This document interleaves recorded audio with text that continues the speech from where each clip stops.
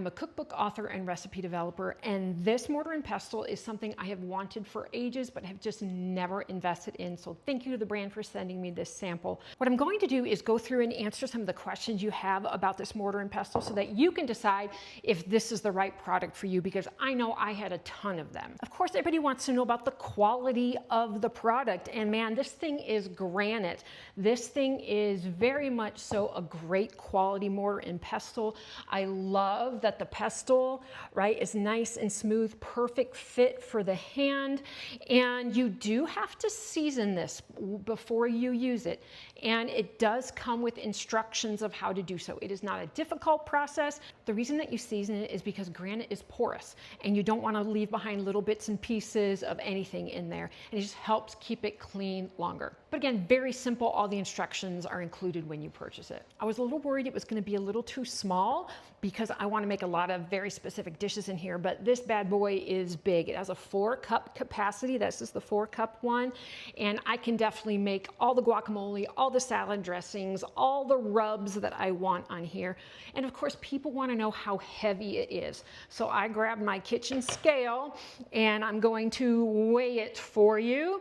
I don't know if you'll be able to see that, but put that bad boy on there. It is just a tad over 8 pounds. So while it's heavy, it's certainly not like impossible to move around. It does come with felt that you can put on the bottom of the feet so that it doesn't scratch up any of your countertops or anything. So it is very easy to move once you have the felt feet on there. As far as the diameter, I had to grab my tape measure here. So the inside diameter is 6.5 inches. So again, really nice and big so that you can put in your garlic cloves, your spices, whatever it is that you are making in here, your avocado, and plenty of space to be able to mash up the spices, mash up the garlic, and still make a dish in it. The pestle is super comfortable to use as you rub it around. Absolutely adore that sound. And of course, people want to know how to clean it, right? This is not something that is dishwasher safe. You do not want to put this in the dishwasher.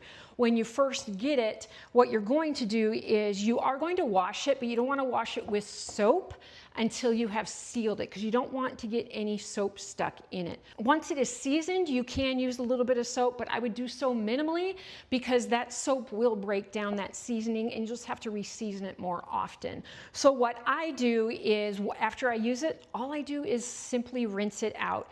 And if there's something stuck in there, I'll just get a washcloth or something in there to get it out. But you do not put this in the dishwasher. Way too hot, and you just ruin that seasoning that you worked so hard to put in there. I did see a question if you could grind coffee beans in here. And as a coffee snob, I'm sure you could, because a mortar and pestle is really great when it comes to, you know, grinding hard spices and stuff. Here's why I probably wouldn't like that, and it has nothing to do with the mortar and pestle.